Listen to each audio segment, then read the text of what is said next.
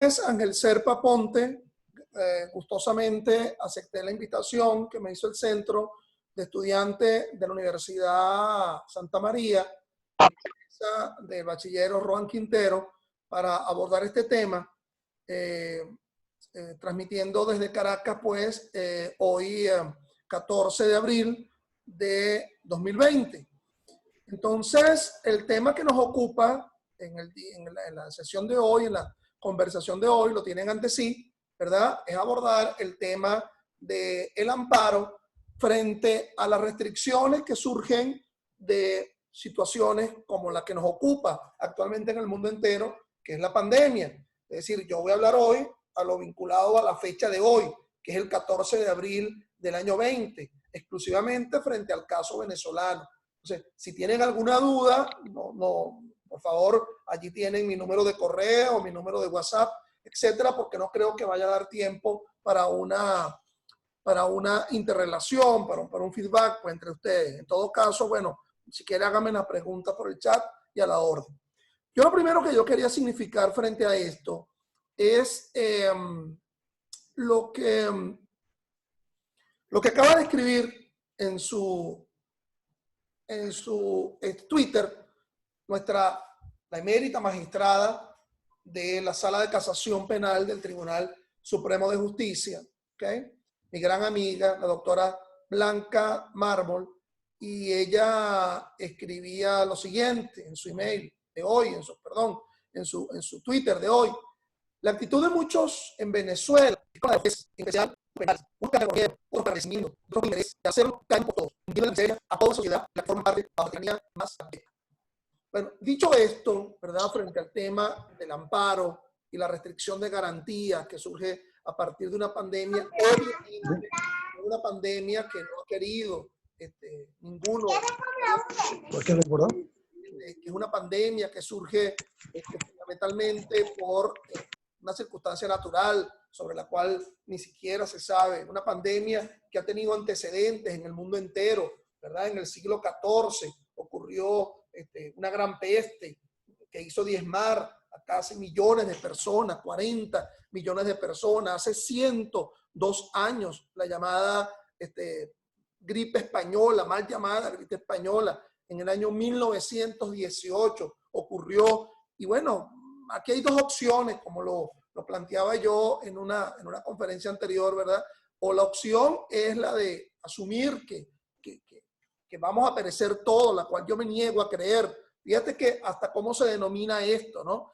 Cómo se denomina el virus, el malhadado virus, ¿verdad? Que nos está haciendo sufrir. Se llama COVID. Entonces yo hasta con un juego de palabras, aunque no estamos para jugar, ¿verdad?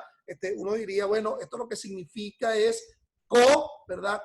De continuación y vid de continuación de la vida. Es decir, que la vida, bueno, va a seguir y así vamos a seguir que asumirlo. Pero en este momento, obviamente, hay una restricción, ¿verdad? De garantía que ha surgido a partir de dos elementos importantes, que es un decreto del Ejecutivo Nacional, ¿verdad? Un decreto del Ejecutivo Nacional que ha sido publicado en Gaceta Oficial, que ha declarado el llamado estado de alarma, que una de las circunstancias que se verifican, el llamado estado de excepción, que se establece en la Constitución a partir de los artículos 337 y siguientes. También existe una ley orgánica de los estados de excepción. Bueno, ese estado de excepción por la vía del llamado estado de alarma, ¿ok? Se visualiza en decretos, en un decreto del Ejecutivo Nacional, ¿verdad? Que a fecha de hoy ha hecho extender primero tendríamos el decreto que ha sido publicado en Gaceta Oficial, en la Gaceta Oficial 6.528, mediante la cual que fue publicada y por la cual se extiende hasta el día 13 de mayo aproximadamente el estado de excepción de alarma. Fíjense que la norma establece que a fin de mitigar y erradicar los riesgos de epidemia relacionados con el coronavirus y su posible cepa, garantizando la atención oportuna. Y lo segundo es que como consecuencia de ese estado de, alarma, el Tribunal Supremo ha decretado, ha resuelto la llamada resolución número 220, en la cual se dice, considerando primero, que permanecerán en suspenso las causas y no correrán los lapsos procesales. Ello no impide que se practiquen las actuaciones urgentes para el aseguramiento de los derechos de alguna de las partes conforme a la ley. Y en su disposición segunda, como la tienen frente a ustedes, nos dice, bueno, que queda vigente el amparo constitucional. Se consideran habilitados todos los días del periodo antes mencionado, es decir, hasta el 13 de mayo, y los jueces, incluso los temporales, están en la obligación de tramitar y sentenciar los procesos respectivos. La Sala Constitucional y Electoral del Tribunal Supremo de Justicia permanecerá de guardia. Es decir, frente al estado de alarma, como estado de excepción, y la restricción de garantía, siempre va a permanecer el amparo como mecanismo para establecimiento de derechos. Es decir, véanme mis dos manos. Por un lado, tenemos al procedimiento ordinario, ¿verdad? Que se establece en códigos adjetivos, el Código Orgánico Procesal Penal, con sus excepciones, con sus solicitudes, con sus alegatos, con sus recursos. Pero a la vez tenemos un procedimiento especial, que es un procedimiento extraordinario. Ese procedimiento extraordinario es el amparo, precisamente para, ante circunstancias calamitosas, ante circunstancias excepcionales, uno acude a un procedimiento excepcional que sería el amparo para el restablecimiento de derechos. La historia del amparo, bueno, se remonta al año 1215, cuando allá en la Inglaterra medieval se le concedió al rey Juan, ¿verdad? El llamado rey Juan sin tierra, por vía de la Carta Magna, o más bien se le impuso, no se le concedió, se le impuso, los varones, los nobles, los señores feudales le impusieron el habeas corpus. Es decir, yo requiero un amparo que permita el restablecimiento de la libertad y de la seguridad personal. Ese amparo de habeas corpus, 800 años después, fue que se incorporó en Venezuela por la vía del artículo 32 de la Constitución del año 1947. Se incorpora el amparo de habeas corpus para restablecimiento de la libertad y de la seguridad personal. Posteriormente, en vigencia de la Constitución del año 1961, a finales de los años 80, se promulga la Ley Orgánica de Amparo sobre Derechos y Garantías Constitucionales. Esa Ley Orgánica de Amparo, obviamente, establece el habeas corpus. Entonces, ese habeas corpus, ¿verdad?, que está regulado en la Ley Orgánica de Amparo sobre Derechos y Garantías Constitucionales, uno dirá, y ahí la tienen frente a ustedes, que dicha Ley Orgánica de Amparo establece fundamentalmente, entre otros muchos, 4 o 5 amparos, establece lo que establece el artículo 2, que es el amparo contra cualquier acto que provenga de un poder público nacional. Es decir, sería el amparo contra actos de gobierno. En el artículo 3, ¿verdad?, de dicha Ley Orgánica de Amparo, se establece el llamado amparo contra actos legislativos. Si el órgano legislativo nacional tiene facultad de crear leyes, ¿verdad?, de realizar funciones contraloras, ese sería el amparo. Pero el cuarto amparo, o el tercer amparo, perdón, mencionado, que es el que nos importa, o que yo quiero significar ahorita, es el que está descrito en el artículo 4 de la Ley Orgánica de Amparo, que es el llamado amparo contra decisión judicial. Es decir, allí se está estableciendo que quien está violentando la Constitución, está lacerando la Constitución, es un juez con su decisión. Si es el juez con su decisión quien está lacerando la Constitución y yo no cuento con ningún otro medio para poder restablecer ese derecho, se interpone el amparo contra el juez. Es decir, el juez como agraviante de un derecho constitucional, que el justiciable se siente agraviado y que por lo tanto acciona el amparo. Hay toda esa discusión de que si el amparo es un recurso o es una acción. Bueno, es una acción, es un derecho, es una garantía, pero cuando se interpone contra una decisión judicial, ese amparo es un recurso de carácter extraordinario porque está atacando un fallo. Fíjense que la Ley Orgánica de Amparo en su artículo 5 establece causales de inadmisibilidad, pues, de la acción de amparo. Muchas causales de inadmisibilidad frente a la llamada acción de amparo. Ese artículo 5 de la Ley Orgánica de Amparo, perdón, me equivoqué, el artículo 6 de la inadmisibilidad establece muchas causales, es decir, cuando ya cesó la violación o amenaza, es decir, la persona estaba afectada en su libertad, pero ya está en libertad.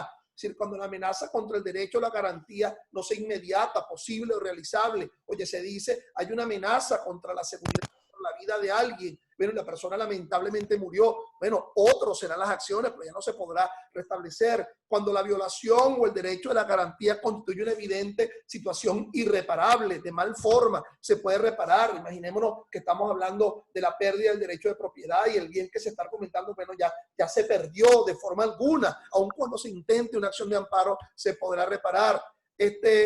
Yo quiero hacer significación, ¿verdad? Lo que establece el artículo 6, es decir, que cuando ya exista un medio ordinario para el restablecimiento del derecho, no se puede acudir a la extraordinaria acción de amparo, puesto que ya tú cuentas con un medio ordinario, tienes un recurso, el recurso de apelación, o el recurso de revocación, o el recurso de revisión, o la propia solicitud de nulidad que se establece en los artículos 174 y siguientes del Código Orgánico Procesal Penal, o tiene las excepciones. El problema que hay ahorita, en este interín que estamos en vigencia de la pandemia, fíjense que ya hubo un primer decreto del Ejecutivo, ya hubo una primera resolución por parte del Tribunal Supremo, ahora se extiende esta resolución y este decreto hasta el 13 de mayo, es decir, estamos en el interín, que lo único que nos está dejando como una posibilidad para restablecer derechos es el tema del amparo, puesto que aunque los tribunales se mantienen sin que corran los lapsos, términos y plazos, no podrá haber despacho, salvo, se dice, salvo los tribunales penales para asuntos extraordinarios, especiales. Entonces lo que nos queda prácticamente es la posibilidad del amparo, si es un problema de restablecimiento de la libertad o es un problema vinculado a restablecimiento del derecho a la propiedad, por ejemplo. Es decir, se ha cometido un delito y ahí se está doblemente victimizado porque, bueno, se hurtó la moto, se robó la moto, se robó el carro y se restablece, se encuentra la moto y el carro. Y entonces está la orden de un tribunal, está la orden de la fiscalía, ese derecho a la propiedad. Bueno, ¿y cómo se permite ahora la recuperación? Bueno, sería frente al derecho a la propiedad en comisión de un delito. Fíjense que frente a esta inactividad por parte de los tribunales, y estoy tratando de ser muy esquemático porque entiendo que mayoritariamente Juan Quintero, el centro de estudiantes de allá de la Santa María, invitó a alumnos a que asistieran a esta charla y que por lo tanto a lo mejor muchos de ustedes no han visto, no, están en los años iniciales o en los semestres iniciales. Entonces fíjense que acá se nos está presentando un problema de los tipos de amparo. Es decir, conforme a el Código Orgánico Procesal Penal, tendríamos fundamentalmente 3 amparos. El primer amparo sería el amparo de habeas corpus, amparo que restablece la libertad y la seguridad personal. Es decir, conforme a la parte final del artículo 67, ese amparo en restablecimiento de la libertad y de la seguridad personal le corresponde, es al Tribunal de Control. Existen delitos que son menos graves, entonces, es decir, que no superan a los 8 años en su límite máximo, y si fuese por una circunstancia que está vinculada a un delito menos grave, pues le corresponderá al Tribunal de Control de Instancia Municipal, que son los tribunales que van a conocer los delitos menos graves.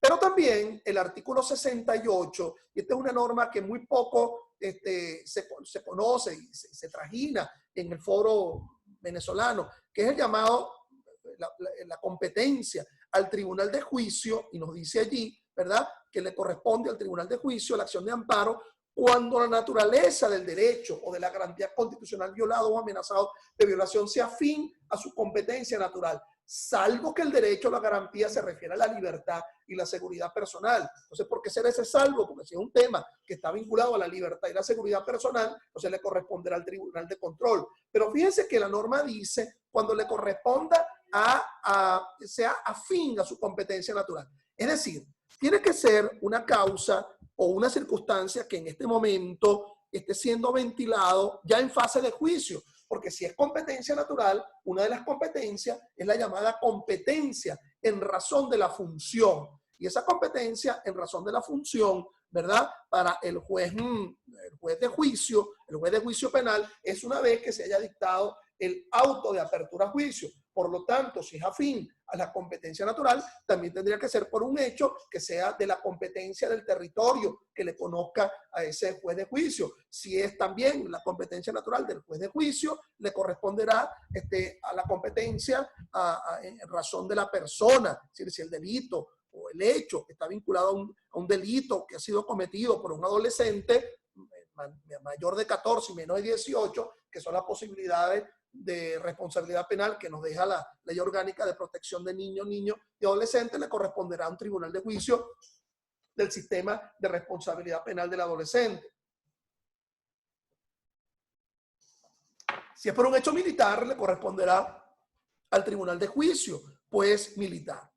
Entonces, fíjense lo siguiente. Ustedes se preguntarán, bueno, está muy bien el amparo, el restablecimiento de la libertad y de la seguridad personal, pero el problema es que esos tribunales, bueno, se encuentran sin despachar. Hay algunos que van a despachar para asuntos excepcionales y lo único que nos queda es la posibilidad del amparo.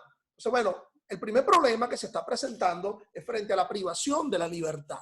Bueno, en la privación de la libertad, supongamos que es una privación de la libertad que ha surgido por una actuación policial en donde se violan derechos fundamentales, no existe una previa orden judicial y existe más de 48 días en la privación de libertad de alguien por una actuación policial, obviamente que no podrá ser considerado una actuación policial, una actuación de confinamiento en atención a problemas de salubridad, pues malamente, si la actuación policial sería por algo vinculado a un delito, es decir, la noción de flagrancia. Entonces, la flagrancia que está regulada en el artículo 234, bueno, eso le corresponde al Tribunal de Control, por el llamado habeas corpus, por la norma que habíamos visualizado con anterioridad, ¿verdad? Si fuese por una decisión judicial y la violación de derechos y garantías haya surgido por una decisión judicial y no podemos, por una circunstancia de pandemia, acudir al tribunal para establecer la primera mano, ¿no? Es decir, el medio ordinario, que serían los recursos, el recurso de apelación, las excepciones, bueno, nos quedará extraordinariamente el llamado amparo contra decisión judicial. Ese amparo contra decisión judicial, en atención a lo que establece el 4, ¿verdad?, de la Ley Orgánica de Amparo y Ley Orgánica de Amparo sobre Derechos y Garantías Constitucionales y el propio artículo que habíamos visualizado con anterioridad, es decir, el artículo, el numeral 4 del artículo 68 del Código Orgánico Procesal Penal. Es decir, le corresponderá pues al Tribunal Superior, al de aquel tribunal que con su decisión está vulnerando a la Constitución. Ustedes me dirán, bueno, el problema es que esas cortes de apelaciones, que sería el Tribunal Superior, la alzada, ¿ok? Bueno, no está despachando porque lo que están despachando son los tribunales de guardia y aquí es importante abordar el tema de los días hábiles. Es decir, conforme al artículo 156 del Código Orgánico Procesal Penal, se dice que en la fase preparatoria todos los días son hábiles, ¿ok? Y que en la fase intermedia o en la fase recursiva o en la fase de juicio no se toma en cuenta los días de fiesta, sábado y domingo, ni los días en los cuales no haya despacho. Entonces, los días hábiles como día de despacho. Pero el problema está, ¿qué pasa en la fase preparatoria? Bueno, ya ello ha sido de alguna forma resuelto por el Tribunal Supremo de Justicia, ¿ok? Se dice que en ese tribunal, el Tribunal Supremo de Justicia, es decir, por diferentes decisiones que han dictado, muchas decisiones que se han dictado al respecto, yo quisiera ubicarlas ahorita, ubicarlas en contexto, en una de ellas. Me permiten, por favor, una breve,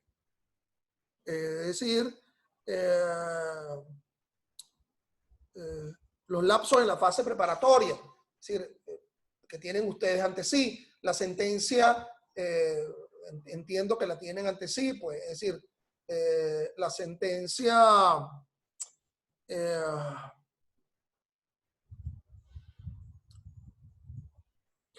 2560 del 5 de agosto del año 05 de la Sala Constitucional, dice la sentencia, como obiter dictum, ¿verdad?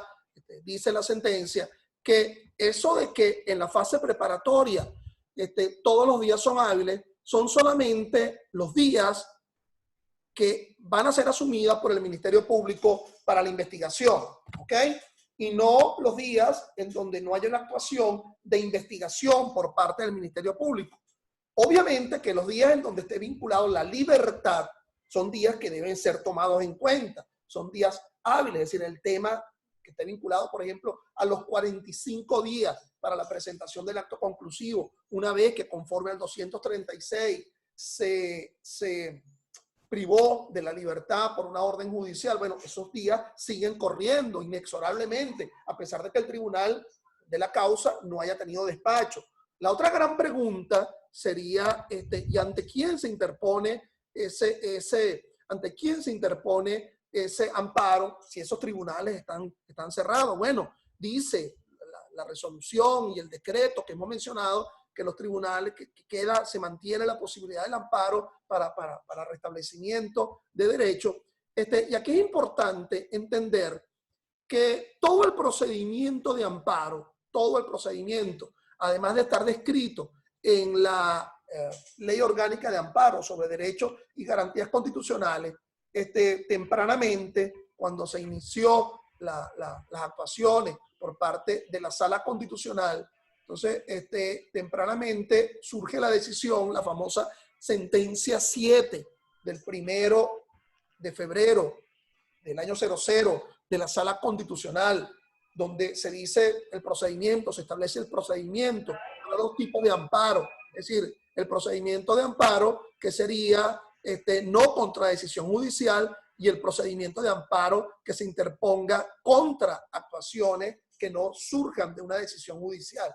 Fíjense que como lo tienen frente a ustedes, dice que esa presentación de amparo podrá ser oral, escrita, pero también nos dice que se puede interponer inclusive por cualquier medio, es decir, cualquier medio de comunicación. Interesante es visualizar que conforme al texto de la propia Ley Orgánica de Amparo sobre Derechos y Garantías Constitucionales. Es decir, esto no es algo novedoso, sino que se verifica a partir del propio texto, repito, de la Ley Orgánica de Amparo.